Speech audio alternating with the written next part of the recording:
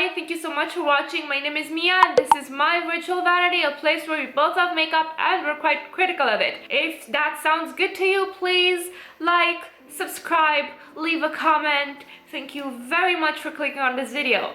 Today we are going to be talking about my top 3 favorites in each makeup category. This video is going to be split into 3 parts because I realized that you guys, unlike myself, have a life and maybe do not want to get stuck in front of YouTube for an hour or 2. I like colorful makeup, sparkly makeup. The pics in these videos are informed by that. I want to take a piece of the astral realm and splash it all over my face. I want to look a little bit magical. Part 2 of this video series. This second part of this mini video series trilogy, I promise it's just going to be a trilogy. I'm not going to reboot it again in 5 years with the same actors CGI'd to look younger but with a much weaker plot as a ploy to make more money, or will I? Anyway, this part of this series is about lip glosses, lip liners, blushes, highlighters. I'm not going to discriminate between cream and powder because we are going to be here until tomorrow. Okay, lipstick. The first one would be Charlotte Tilbury Pillow Talk. And I know I'm being a bit of a stereotype at this point. And for years and years I didn't try this lipstick because I thought it's so overhyped. There's no way that it's this good. Absolutely no way. Now, granted, the blush I do find overhyped. It's okay, kinda regretting spending the money on it, but it's okay. The lipstick is so good for someone of my skin tone or similar. It's the perfect nude. It blends so beautifully with the natural color of my lips while also muting it down a bit so everything else on my face can shine. I like the matte formula. It doesn't dry out my lips. I've heard complaints from people that it does dry out their lips a little. I haven't had this issue. It's just such a beautiful color for me and I fell in love with it. I just can't go back now, man. Another favorite, Goodnight Sweet Prince. I had to toss this one because it had gotten 5 years old and it started smelling and tasting like crayons and I could shed a tear. It's the Glossier Generation G in Cake. This is a beautiful peachy matte soft color on me that blurs the lips. Like it looks matte without looking matte, you know what I mean? Blurs every little imperfection that my lips have while also looking so peachy neutral that it kind of goes with everything. And I am planning to repurchase, but first I probably need to pan something in my collection before allowing myself to do that. Last but not least is the Face Stockholm Cranberry Veil. This is a beautiful sheer satin red. This, depending on how many times you layer it, can be a beautiful French girl je ne sais quoi red or a very subtle berry bitten lip stain. It's just such a beautiful formula. The lady at the counter told me that this is one of their best sellers and I completely understand why. It's a red for people that are afraid of strong red lipsticks. Lip gloss. First and foremost, you guys may know that my favorite lip gloss formula is from Kiko Milano. And the first pick in this category for me would be Kiko Milano Hydra Gloss in the colorway 08, which is a very pretty pink. It's a neutral color for me. It's just my lips but better, but shinier, but juicier. And I like that this formula acts as a balm for me. Because when I apply it and then, you know, it goes away during the day, it still leaves my lips hydrated and boosted and cared for in a way that many other lip gloss formulas don't. This adds shine, this adds care to my lips. It's truly the best partner in crime. Second one would be Essence glosses. In general, but particularly their clear gloss, I like better than the Fenty clear gloss. I like that it doesn't have such a strong scent, such a strong taste. Like literally I felt the lip gloss, the Fenty lip glosses, as much as I loved them, had a bit of an after. This one is a beautiful, shiny, just mirror-like. It's so beautiful and it has that same quality that the Kiko lip glosses have, where it also cares for your lips. Like, I will sometimes wear this before bed or during my makeup as lip prep, and it's so cheap. But at least if you live in Bucharest, you have to hurry up when they restock, because these fly off the shelves.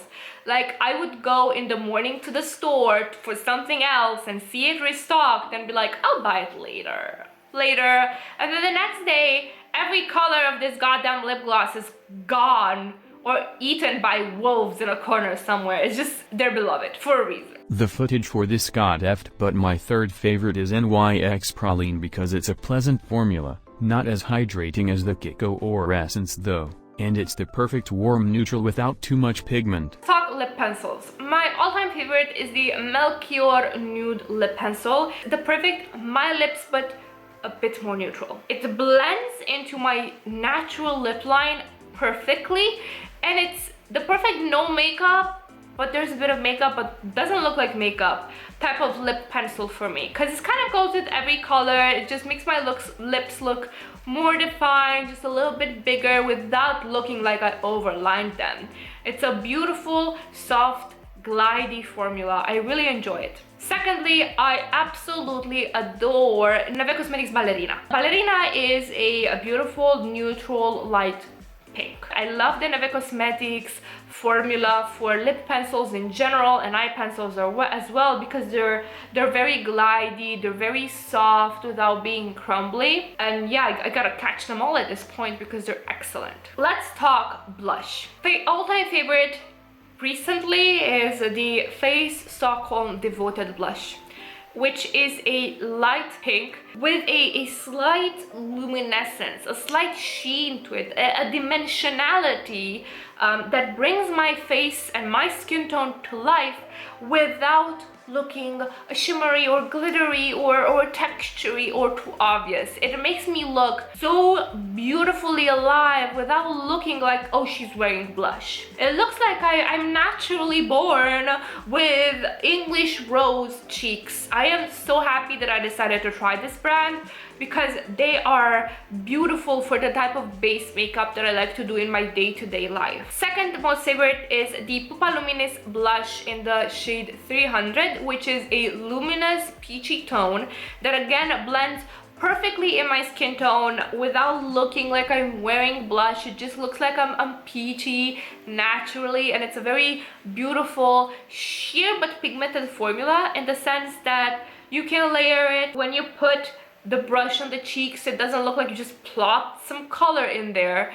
Very beautiful formula, this whole range from Pupa Milano. Last but not least, Patrick Ta She's Passionate. This is a hint of a strawberry kiss on the cheeks, and it's a bit more intense than my other choices.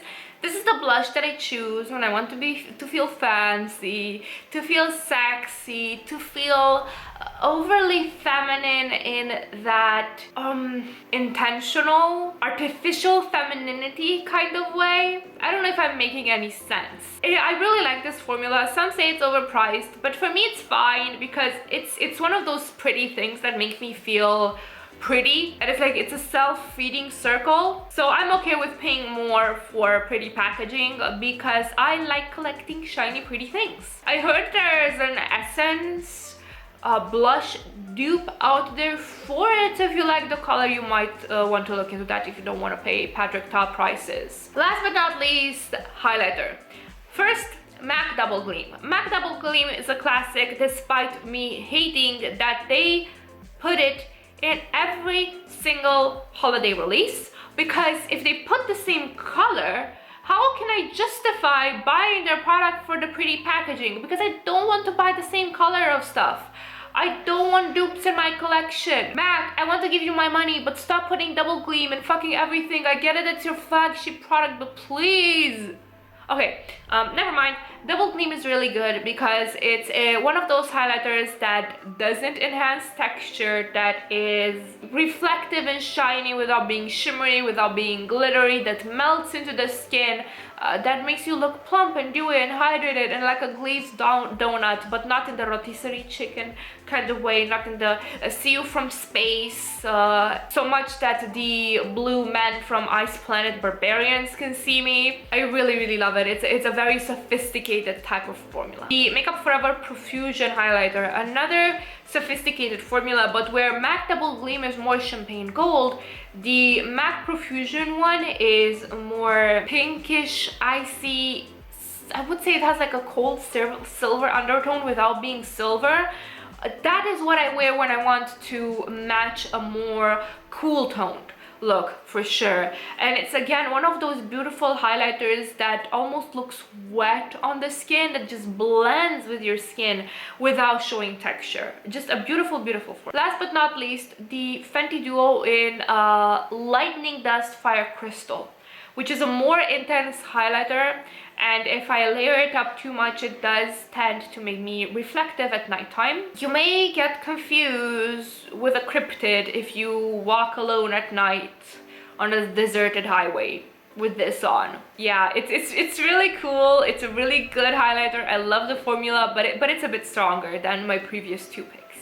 Just a beautiful color story, and I like that it's got two sides, one that is more intense and more pinkish, and the other that is less intense and more golden. The undertones aren't very obvious.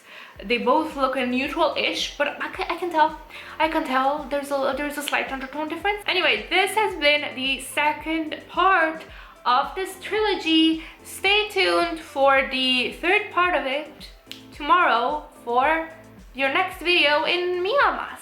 Thank you guys so much for watching. Please leave down in the comments what your picks are for these categories. Yeah, see you guys next time. Have a wonderful morning, evening, second breakfast, third lunch, whatever it is you're from. Bye.